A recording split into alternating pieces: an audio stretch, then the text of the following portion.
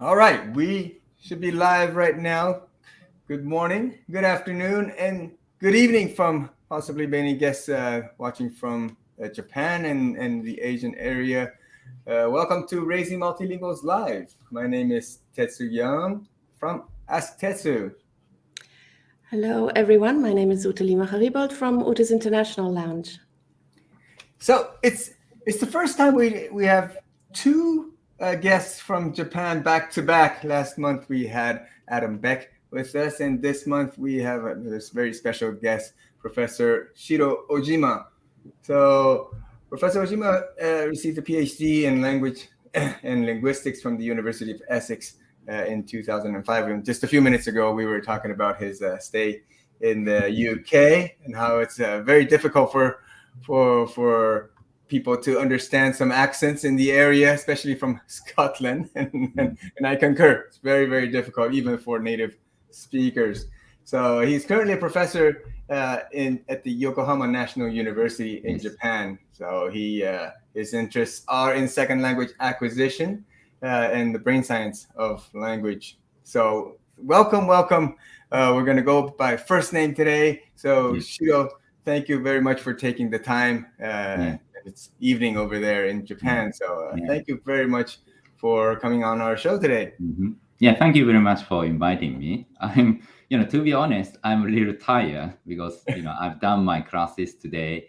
And at this time of the day, usually I am on my way home. So I'm a little tired, but I'll do my best. I was really looking forward to this opportunity, to talk. Thank you very much. To Tetsu and Ute. And you have a beautiful background. We have a virtual background because my room is a mess behind me. But I've always thought of having a nice scholarly background like yours. That's very nice with the brain and all the books. So that's where we should start. We always start our interviews asking our guests about your general background, but more relating to languages. Why you wanted to become an expert in language acquisition and how you got into your research with the brain. Yeah, I was actually okay at English when I started to learn English.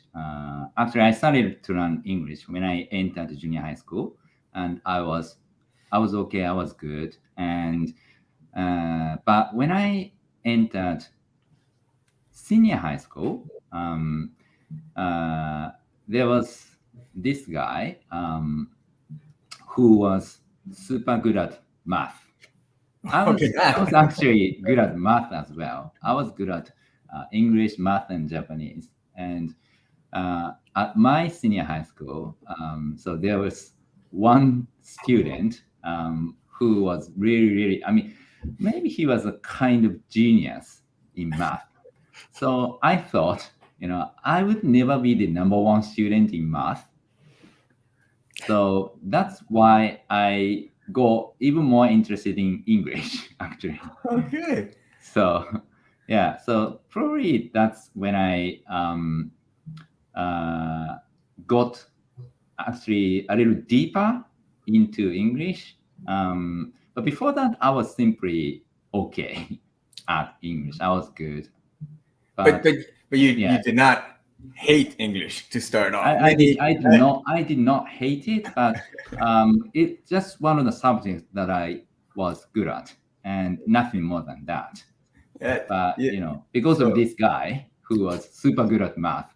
So for those listening, I chose English.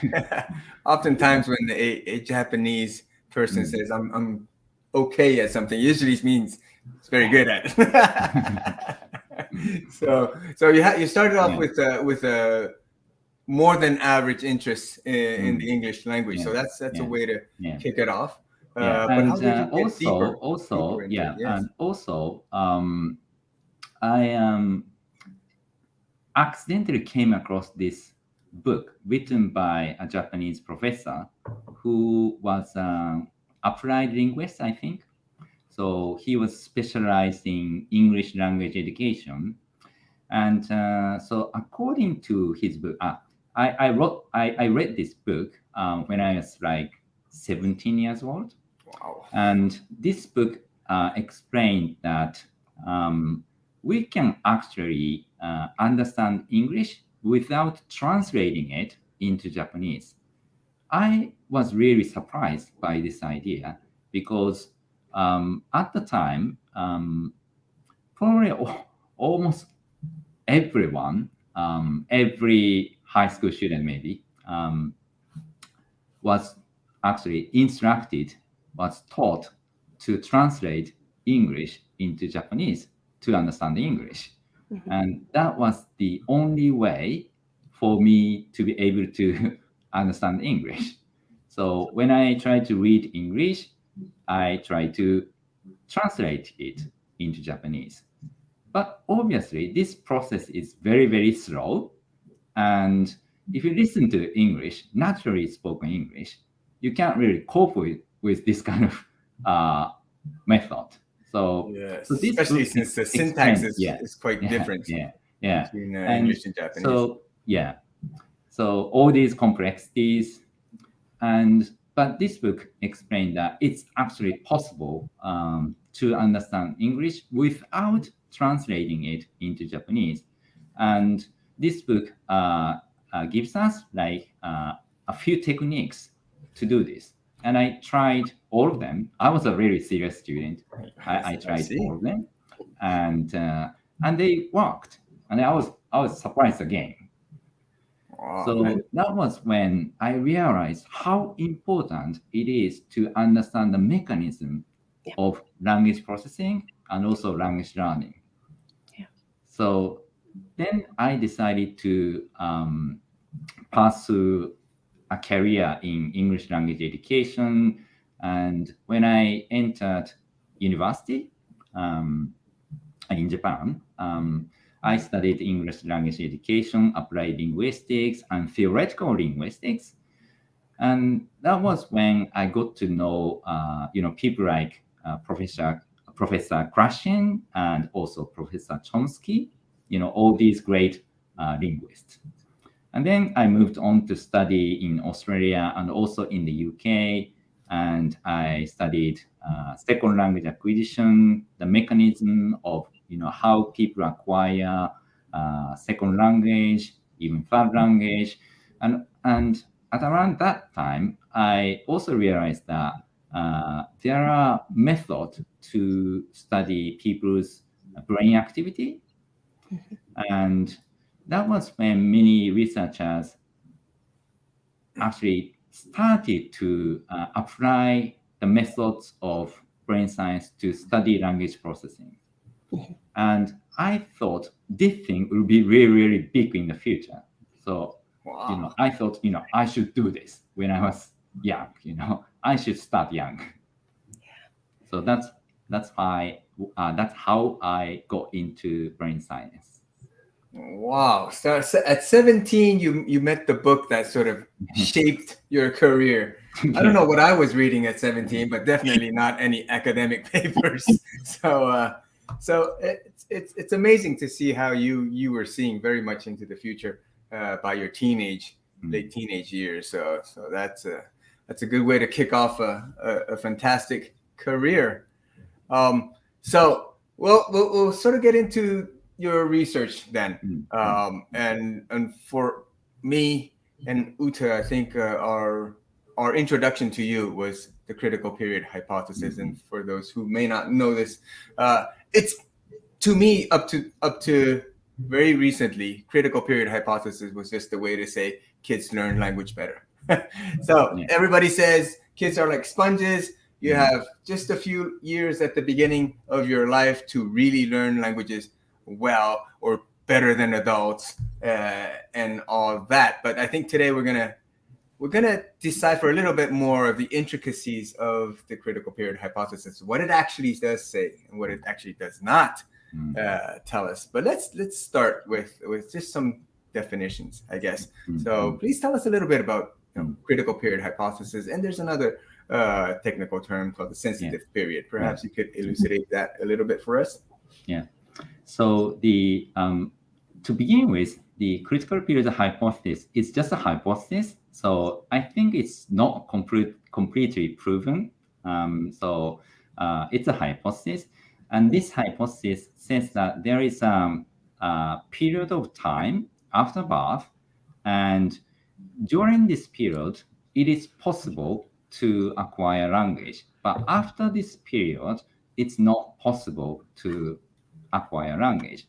And this critical period hypothesis was first proposed for first language acquisition, so the acquisition of the mother tongue. But obviously, today we are interested in more about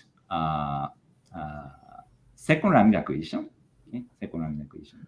But this critical period hypothesis was originally proposed for first language acquisition. And so there is a possibility that, yes, the critical period exists for first language acquisition, but whether it also exists for second language acquisition is another question. Okay, so we have to separate these two questions. So this critical period is indeed critical for your language acquisition, and but we sometimes also say a sensitive period, and sometimes we also say sensitive periods. So multiple sensitive periods. And when we say sensitive periods, we are talking about periods when language acquisition is more efficient. So even after this period, language acquisition is possible, but maybe not as efficient as in that period. So sometimes researchers prefer this newer concept of sensitive periods, and some researchers say that there are multiple sensitive periods, like one for grammar, one for pronunciation, one for vocabulary, for example.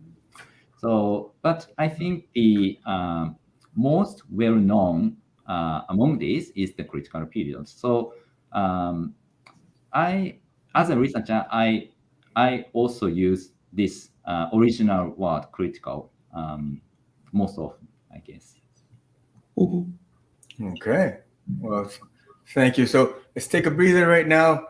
Shout out to everybody who's watching our show right now on Facebook, YouTube, and also more recently on Twitter. So thank you for coming in.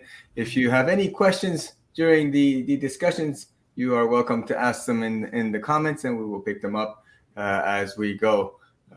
But otherwise, we're going to go then a little bit more deeper then, because everybody says kids are like sponges. Kids are better at learning languages, and we should go as early as possible. Now, I think a lot of that resonates with parents, and it does sound good. But is it all true? Can you tell us maybe going early as early as possible? Is it all true? If there are some things that are myths? It really depends on what aspects of language acquisition we are talking about. Here we have to distinguish two aspects. One is called ultimate attainment. The other one is the speed of learning.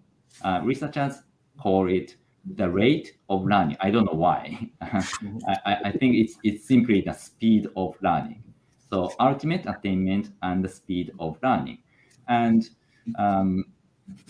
because when we say, children are better language learners, we are only talking about their ultimate attainment.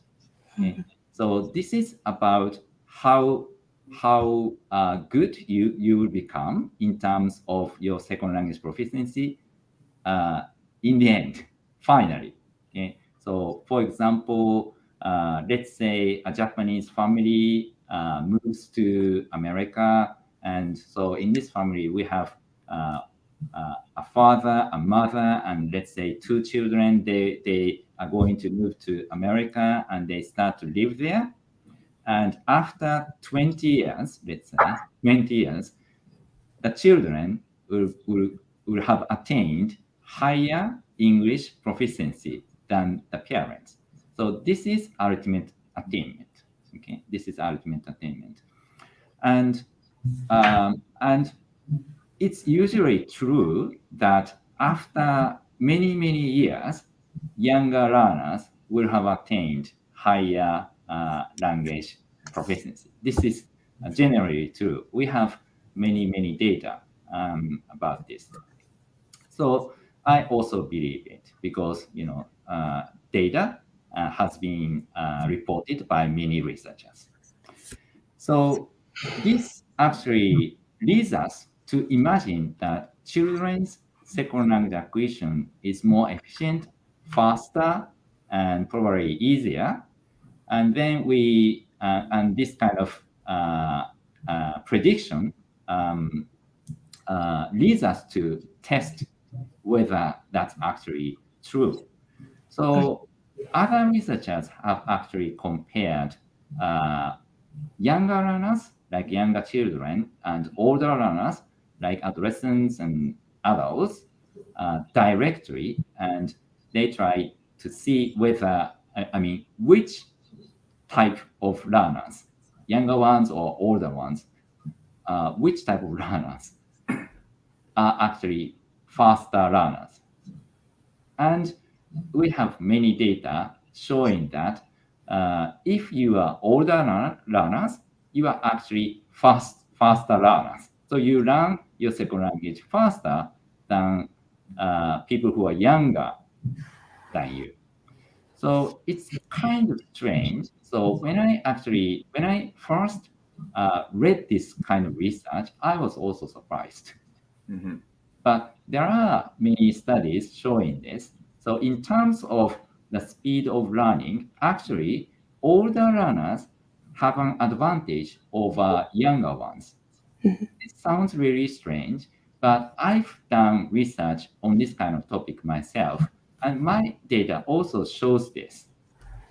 And there are other researchers' data supporting this tendency.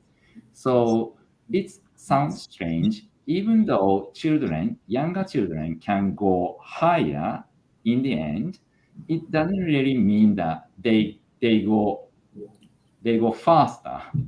So actually they are slow, but they keep making steady progress. And after so many years, they will have gone to a higher stage. Mm-hmm. Yeah. So Yes. we have to make it clear which aspect of language acquisition we are talking about. Wow. Yes. So indeed, it is very counterintuitive, I guess. But after hearing it, we go, yeah, it actually sounds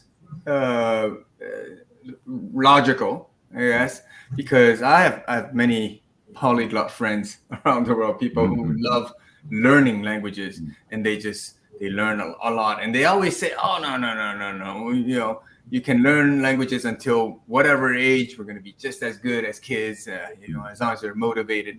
But this distinction between ultimate attainment and speed of learning, I think if we really clearly separate these two parameters, I think it makes a lot of sense. And my polyglot friends can also have, be right on this aspect of they can learn quicker than kids. But when you really talk about how naturally you can sound and how fluid your discourse would become, it does seem like the majority of the cases is the kids who will over time do much better. So that does align with how I see reality also. So that's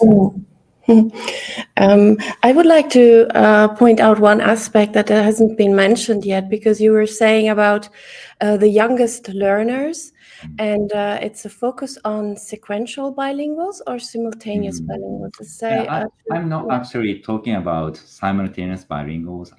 I think I'm only talking about sequential bilinguals, and because probably that's because of my background. I teach here in Japan, and there aren't so many simultaneous bilinguals here in Japan. And, Japanese people are so enthusiastic about English, even though they are so poor at it.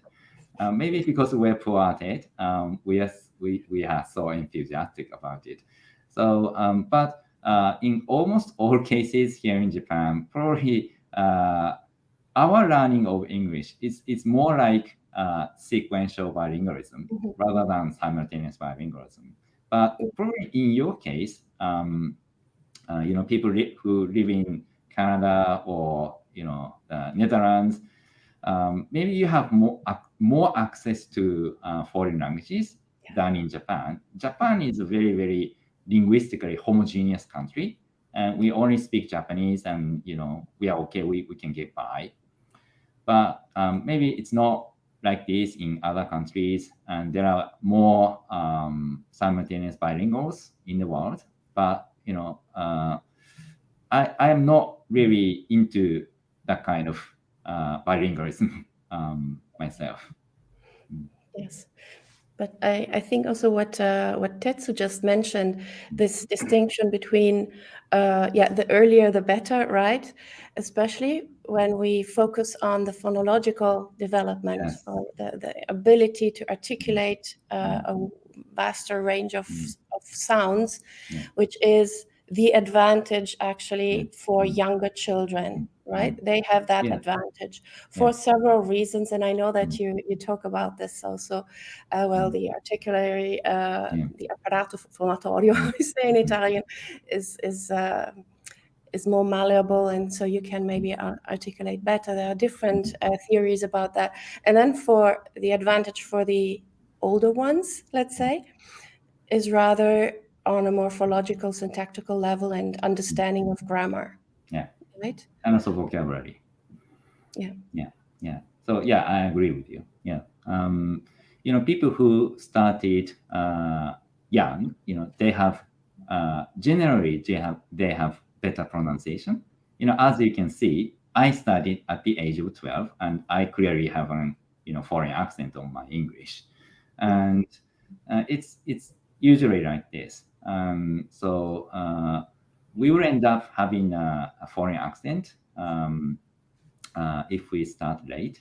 And people who start their bilingual acquisition early in their life, they have better pronunciation and also maybe better auditory discrimination skills. So both of them. Yes. And maybe and maybe the more languages you are exposed to from early on, not only English now in the example that we're making here, but other languages, the better. So you have a vaster repertoire to pick out the different sounds and maybe to adjust and to recognize also in the new language, and to then articulate those new sounds and make sense and sentences. Yes. Mm-hmm. Okay, so we've now made the distinction between rate or speed of learning and ultimate attainment. I mean, once we make this distinction, it does sound like it's a personal choice. But what do you say? Should we focus more on rate of learning or ultimate attainment? Is there something that has a better advantage or disadvantage? That's a difficult question. Of course, it depends on the individuals. So, for example, for people like me who live in their home countries and who have only limited time for their language learning, maybe for people like them, probably the speed of learning is quite important because we don't really have enough time to get what we call massive exposure. I think massive exposure is the really, really important, probably critical component of children's language learning. And we simply don't, people like me simply don't have that kind of massive exposure. So maybe we should aim for a faster learning in this kind of case. But for very young children, probably they cannot. Their parents. I think their parents can give them. These children, a lot of exposure, a lot of opportunities to be exposed to the whatever the target language. So it really depends on the individuals. It really depends on the people's ages, and probably how much time and money you want to invest. It depends on all these things. So I can't really say you should focus on ultimate attainment and you should focus on the speed of learning. It really depends, I think. Yeah, but I think it's natural that if you want to give good language education to your children, maybe I think you will choose ultimate attainment as the primary goal, because you have a lot of time. Your children have a lot of time, and you can give them a lot of exposure, and it will pay off in the end. And if you are in that kind of situation, it's natural to pursue ultimate attainment rather than the speed of learning, because you don't really have to go fast. That's right. What you want is to end up having higher proficiency. So that sounds like music to my ears. Yes. And either way, if you go early and as early as possible for the kids, you can have a taste of both. You can definitely try to go for ultimate attainment starting very early, but then later in life they'll have a chance to learn other languages. And actually there is a reason for that. What children engage in when they are young is called implicit learning. And implicit learning generally takes time, longer time than explicit learning. And people like me, adults, and maybe high school students, university students, we usually engage in explicit learning. And explicit learning in the short run is more efficient. So we don't really have to spend a lot of time for explicit learning, but it's actually implicit learning that will be better for you in the long run. But it takes a lot of time because, exactly because it's implicit. So nobody really teaches you the grammar of your target language. So you have to get many examples, and you create your own mental grammar in your brain. And sometimes your grammar is simply wrong. So you make the wrong hypothesis about your target language, about your second language. Yes. But sometimes these hypotheses are denied by having more input, having more exposure, and you repeat this process. But it takes a long time. But this is actually what children do for their first language acquisition. So this is the natural process of language acquisition, but it takes time. Yeah, and I would like to add here again the perspective of multilingual families, where the children are acquiring the languages, are exposed to multiple languages from very early on. This also takes time, and it is the more implicit kind of language learning that happens. But then for me, I always say, why do I have to choose? I would like to have both. That's to say, the implicit learning and the explicit learning that consolidates what I have implicitly learned, and that makes sense of it, and that then I can also connect to the other languages or other skills also that I have, because I mean, knowing languages allows us to do other things better as well. But let's not get there.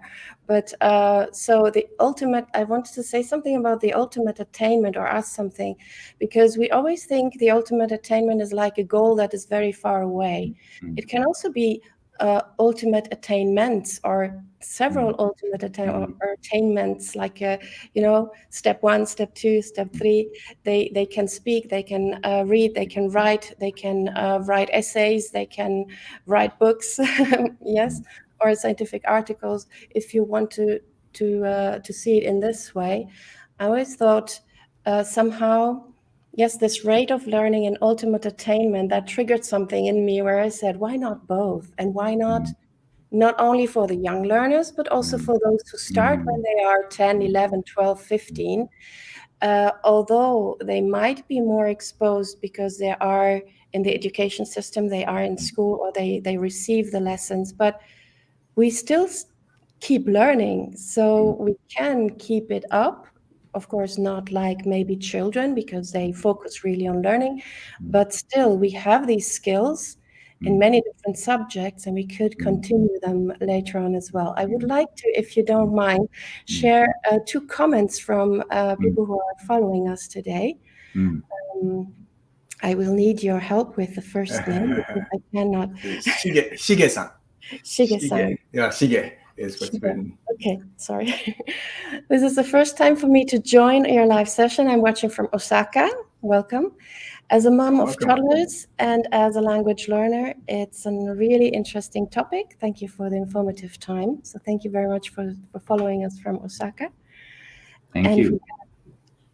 And we have Laura. How much do you think the ability to learn the language while playing has to do with better acquisition for younger learners versus older learners who have more classroom learning? Yeah, this is a very, very interesting question. And probably young children, I think they can learn naturally and probably efficiently through some kind of play. And when they're engaged in playing, I think usually they interact with other children or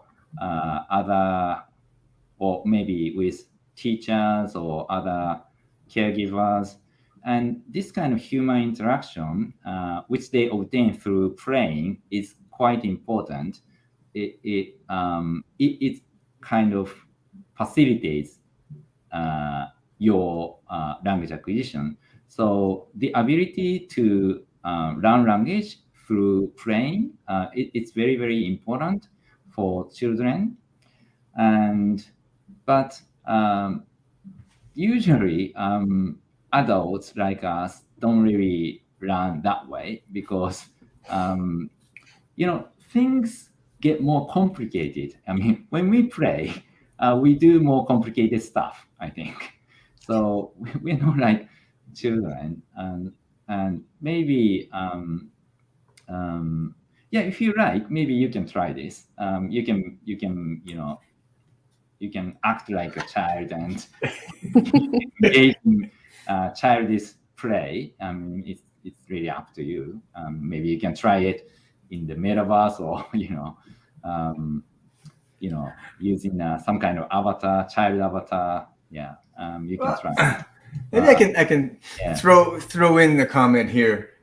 So kids playing, they're really engaging in things that are compelling. To take a word from what Stephen Krashen would say, it's a form of compelling input through compelling activities. They want to communicate with their caregiver or other friends, etc. So they really need to be able to say whatever they want to say or understand whatever they're trying to do. And from that perspective, a form of play, I don't know. We do say a lot about making friends in the target language, or even more intimate. boyfriend-girlfriend relationships that allows you to learn quicker. Is it similar? Maybe it's the same way. It's a compelling proposition to really learn Italian if you want that, Italian boyfriend or girlfriend. So I don't know. That could be similar in a way. But thank you so much for your I agree. Yeah. So should we come back to our interview questions? Next, I think what we want to do is go a little more, I guess, into the brain part of your research. Like I really like to know. We say the kids have a better attainment, the adults have better speed, but from a neurological, neuroscientific perspective, what does the brain have, the younger brain have that the older brain doesn't, and vice versa, that make them suitable for higher attainment or for faster learning? Yeah. Well, actually, one of the key words is plasticity. Plasticity, how plastic your brain is, and this is a very, very important concept. And it's generally believed that children's brains are more plastic than adult brains or adolescents' brains. And I want to give you one example, but I don't really know the pronunciation of this English word. It's called braille reading. It's something that blind people who cannot see, do. Braille. So because they cannot see, they read with their hands, like they read these dots. Yeah, and is it braille reading? Is my pronunciation correct? It's braille. It's French. Braille. Yes. Braille. That's the one. I think in English we just say braille. It sounds very very plain, but braille. Braille reading. That's the one I'm talking about. So if you are unfortunately born blind, your visual cortex at the back of your brain, at the back of your head, so people actually see things using this part at the back. Okay, it's kind of strange because we have eyes here at the front, but we see things using this part. We have the visual cortex here, but for these blind people who are born blind, this part doesn't really do anything. What do you think? The surprising finding is that blind people who are born blind, they use this part, visual cortex, when they are engaged in braille reading. Okay? But the senses are coming from their hands. But usually for so people like us, the senses from the hands go to the sensory cortex around here, never really go to the visual cortex at the back of the head. So for these blind people, somehow some kind of reorganization of the brain takes place after birth. But this reorganization doesn't take place for people who became blind a few years or several years after birth. So it's kind of like critical period. Okay. So if you are young enough, it's easier for large-scale reorganization to take place in your brain. Wow. But that doesn't really happen if you are older, probably because each part of your brain has some specific function already. Our brain is really, really big, but all the different parts have different functions. I am talking about our adult brain now. So different parts of our brains do different things, and all parts of our brains are occupied by some functions. But very young children's brains or babies' brains, maybe these different parts are not really specified yet. So these different parts are still hold abilities for different things, but we probably lose these abilities. I mean, these potentials disappear usually.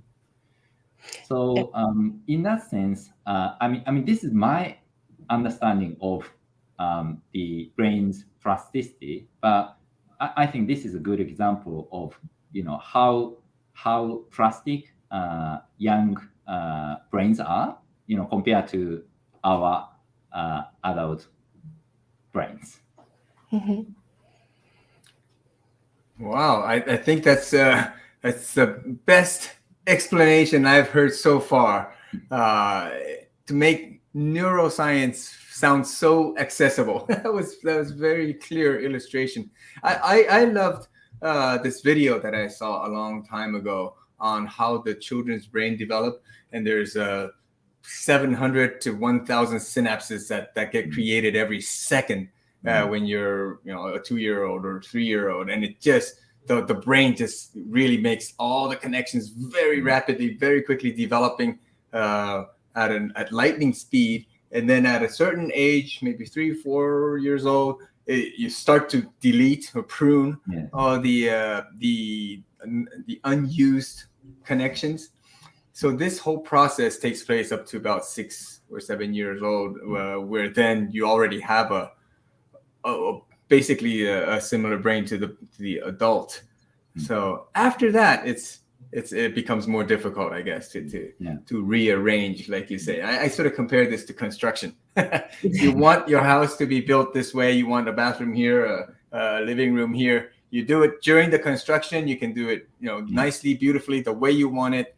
But once everything's built, if you want to add another language, you need to tear down something here and then add it there.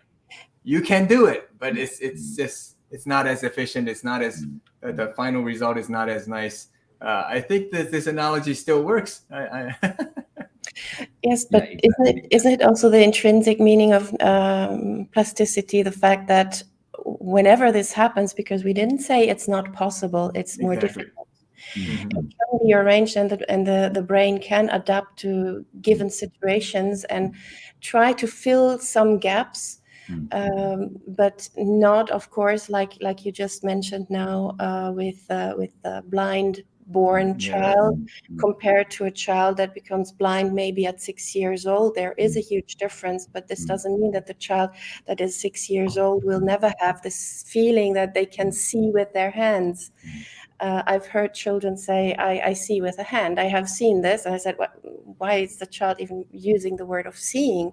And not tactical kind of verbs, but that was very, very touching. And I was always wondering how this feels. Of course, I cannot be in their shoes, but it's very interesting, very, very important message, I think, to send also, that it might not be as easy and as quick and as natural, but there is some kind of adjustment that can be made by the brain depending on what is happening, whether it is an accident or all kind of situations. Yeah, and let me add one more thing.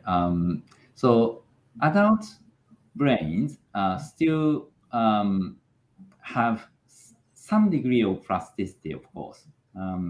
That's also true. So there are many studies showing that new neurons are actually born even in adult brains. Okay, that's also true. But I think here we have to separate local plasticity and global plasticity. I think children or babies, they have global plasticity. Okay? So it's possible to reorganize the connections in their brains globally, but that becomes difficult for adult brains. But adult brains still have local plasticity, so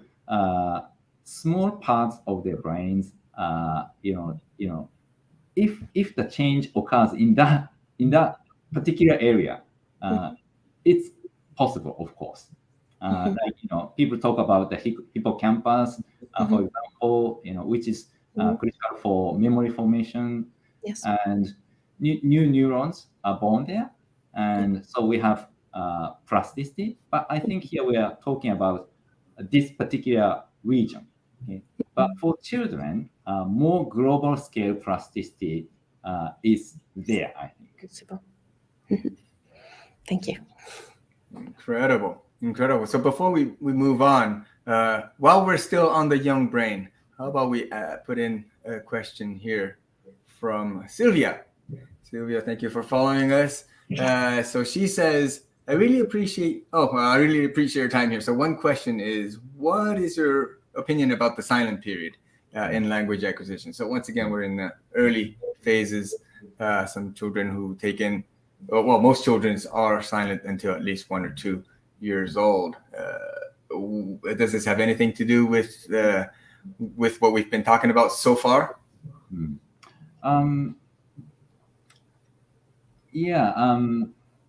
Because as I said earlier, children need massive exposure to start their implicit learning, and I think they need a certain length of silent period, because otherwise they can't really decipher patterns in their target language. It's simply impossible.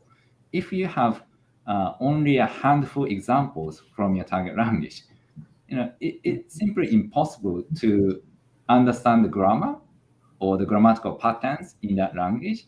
So we have to wait and see, and we have to give children a lot of time, and teachers and parents have to wait patiently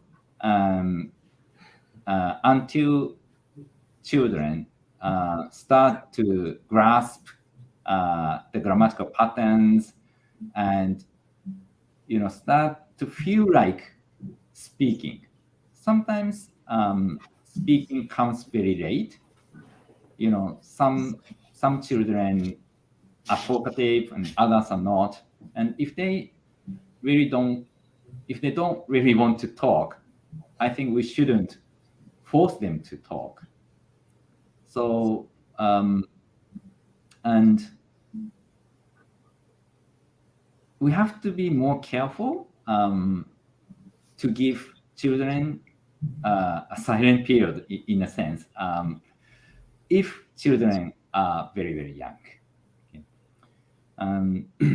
Because these young children's learning is the type of implicit learning. We have to give them time. We have to give them a lot of exposure, input. So, but maybe older learners, like high school students, they maybe they don't really have a silent period because they explicitly learn the target language at school generally, and if they do so, the grammatical rules will be taught explicitly, so they don't really have to wait. The rules are there, and you can use those rules to say something. So if your students are young, we shouldn't really force them to speak. I think we can give them time and let them stay silent, I guess. Indeed, it's a time for a lot of absorption. If we call them sponges, I guess this is really the time for them to absorb, because it's very, very difficult for adults to imagine starting to learn a language based on nothing. You can't even imagine how it could feel. Like you have nothing to fall back on. As an adult, you already have a language, whether it's 1 or 2 or 3. You have something that allows you to form concepts in your head, that allows you to learn a different language. But as a baby, you have nothing. how do you form thoughts from basically nothing? That is a very, very difficult concept to grasp, I think. It's almost a philosophical question that you're asking there, Tetsu. And I think maybe we should ask also Chomsky about this. Because he says we have a universal grammar, right? Already made. So there is something in that of communication, or this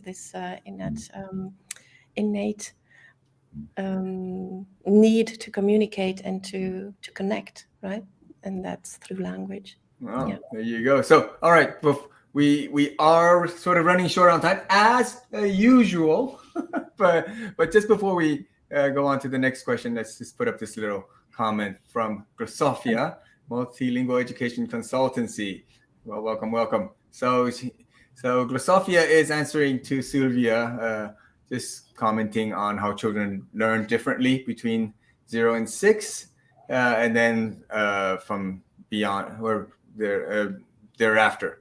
So infants have an awareness and understanding that there are different languages around them already. Even in the womb, they are aware of different languages. So there's a follow-up. During infancy, children store each of their language in the same part of the brain, which has been shown in many studies, and this is why they can switch so easily from language to language. My goodness, thank you very much for clarifying, not only for Sylvia but for everybody who's watching right now. So once again, shout out to everybody on YouTube, Facebook, and Twitter. We are nearing the end of our interview, but I do want to put up just another question about.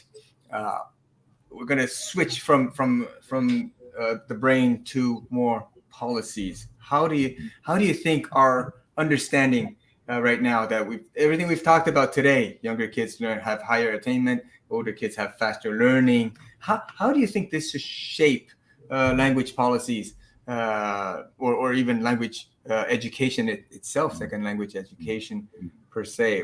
How do you think this should work? Yeah. This is a really difficult question. Sure, we only ask difficult questions. Yeah, because I think educational policy making is a very, very complicated process, and I think it's quite difficult to base our educational judgment completely on evidence. It's really difficult to do that. So we have a lot of evidence, we have a lot of data about this, but sometimes it's people's belief, that ultimately leads to educational policy making.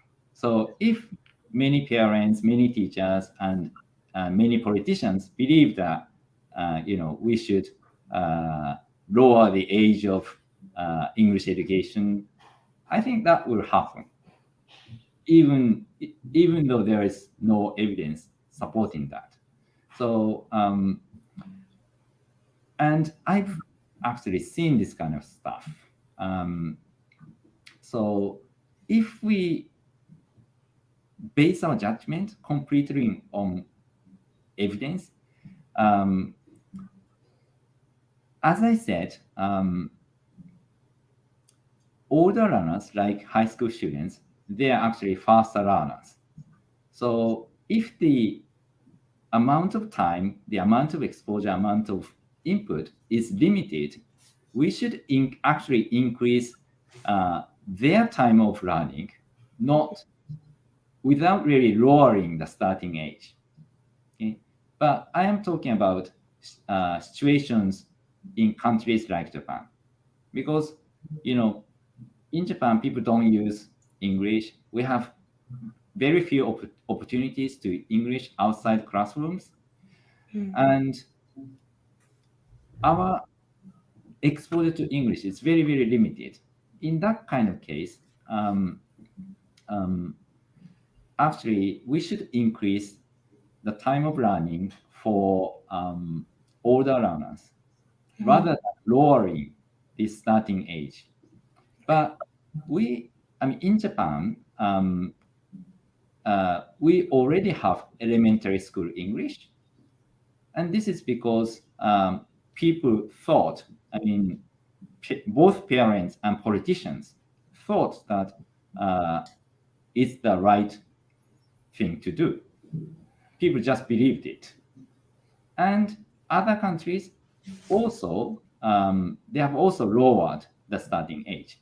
So I don't really know Poland or other countries specifically, but as far as I know, many countries started elementary school English education at around year 2000. So people thought that this is the right thing to do. So we should have our children start learning English as early as possible, even though we didn't really have strong evidence for that. This just happened. And if many countries do this, then other countries also do this. That's why Japan also did it. So in Japan,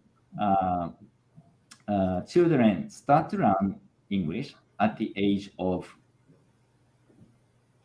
9, I guess. Yeah, 9. But this is, I believe this is not entirely based on evidence. No. Yes. And I think one aspect that is very important here, and that you emphasized also, that every country, every situation is different. So they need different solutions with whether starting earlier, giving. But I think the giving the learners more exposure in the target language, whether it is now English or French or Japanese or Chinese or whatever, that is maybe the ultimate goal if you want to attain a certain language of fluency or yes, in a certain amount of time. So I believe giving them a lot of input, a lot of exposure is very, very important. At any age, at any grade, that's important. And we can start at any age, I believe. So giving them input, giving them exposure, that's the most important thing.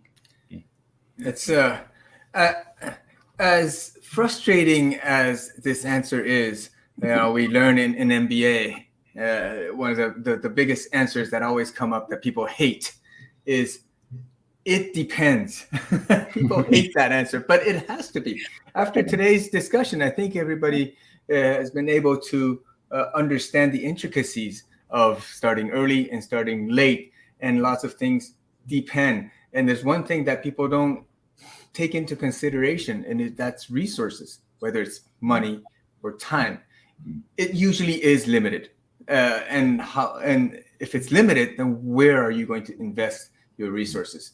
Do you want to invest a lot early, but it takes more time, it takes overall more resources for a higher attainment, or you want to focus it in a short period when they're much when they have a higher rate of learning, even though they probably won't attain a native level speaking, they will get to a pretty good level if they start late. It depends, and if you know what you're going for, then you can make a sound decision on that. But if you don't know these differences, all you want is, I want the best. I want the best for the cheapest, and that's just, it's a very difficult choice that cannot be simplified to this level.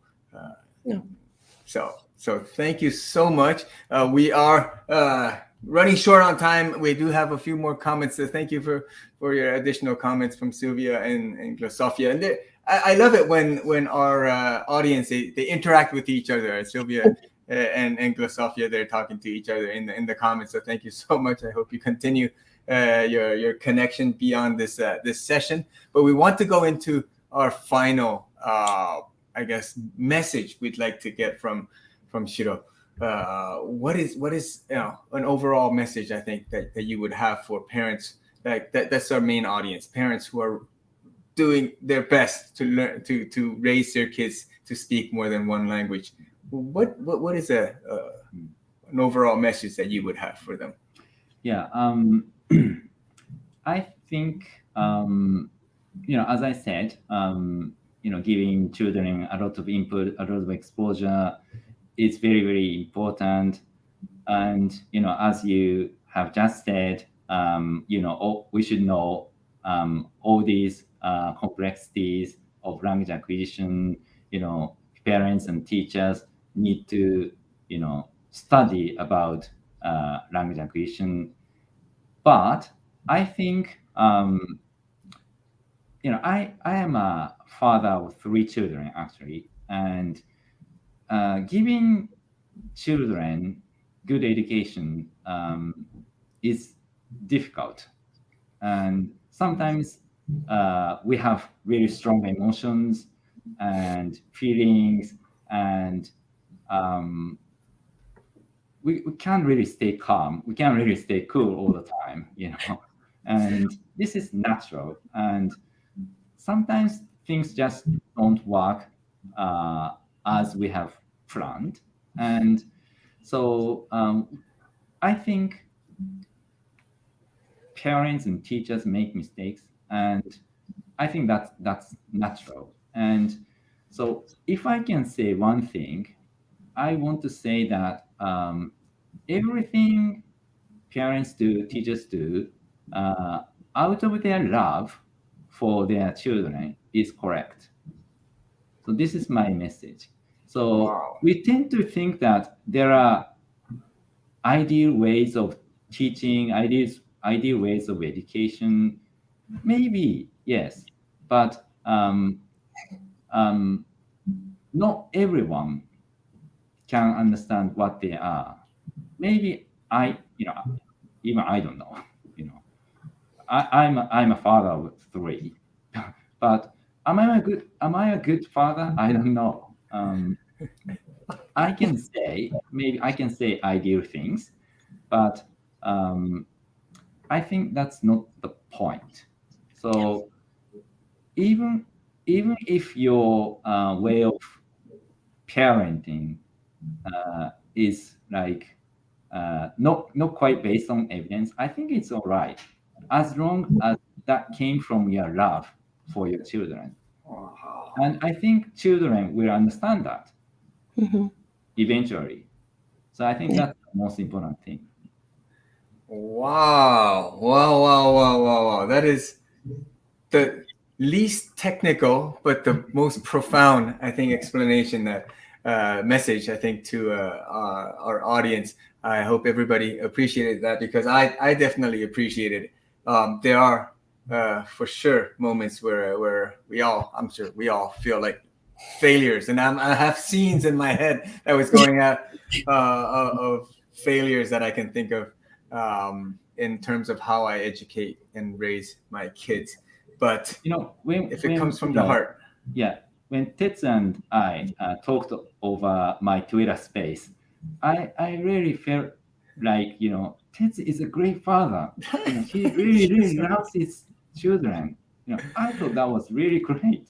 We all do. So do. Yeah, you know a lot about raising multilingual kids.